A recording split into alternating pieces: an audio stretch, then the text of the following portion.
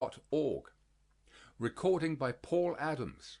The Art of Public Speaking by Dale Carnegie and Joseph Berg Eisenwine.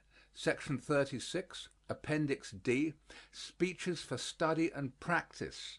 Henry Watterson. The New Americanism. Abridged. 8 years ago tonight, there stood where I am standing now a young Georgian who, not without reason, recognized the significance of his presence here, and in words whose eloquence I cannot hope to recall, appealed from the New South to New England for a united country. He is gone now, but, short as his life was, its heaven-born mission was fulfilled.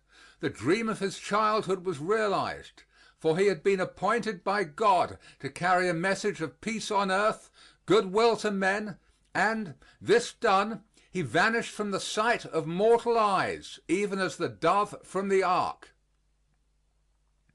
Grady told us, and told us truly, of that typical American who, in Dr. Talmage's mind's eye, was coming, but who, in Abraham Lincoln's actuality, had already come.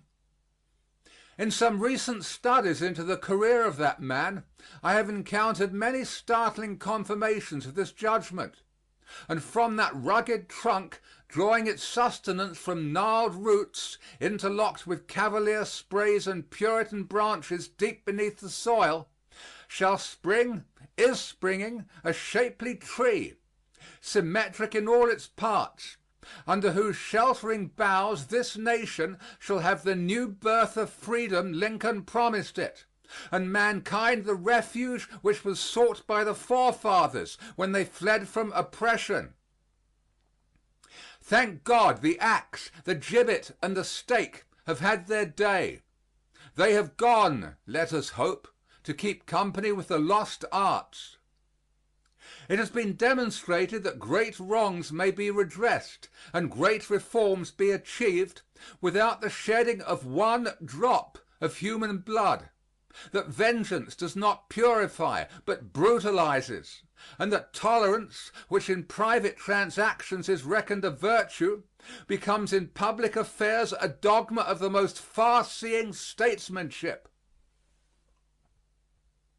So I appeal from the men in silken hose who danced to music made by slaves and called it freedom, from the men in bell-crowned hats who led Hester Prynne to her shame and called it religion, to that Americanism which reaches forth its arms to smite wrong with reason and truth, secure in the power of both.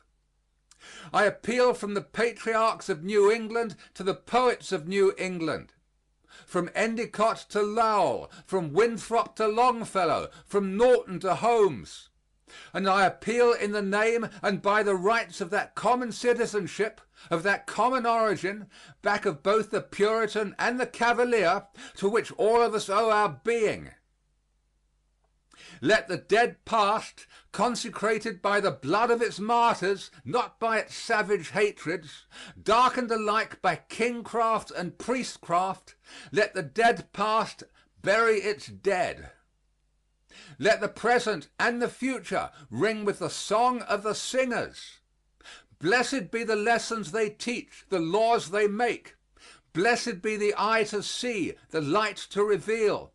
Blessed be tolerance, sitting ever on the right hand of God to guide the way with loving word. As blessed be all that brings us nearer the goal of true religion, true republicanism, and true patriotism, distrust of watchwords and labels, shams and heroes, belief in our country and ourselves. It was not Cotton Mather, but John Greenleaf Whittier who cried, "Dear God and Father of us all, forgive our faith in cruel lies, forgive the blindness that denies. Cast down our idols, overturn our bloody altars, make us see thyself in thy humanity." End of section 36. Recording by Paul Adams, www.yawnguy.com.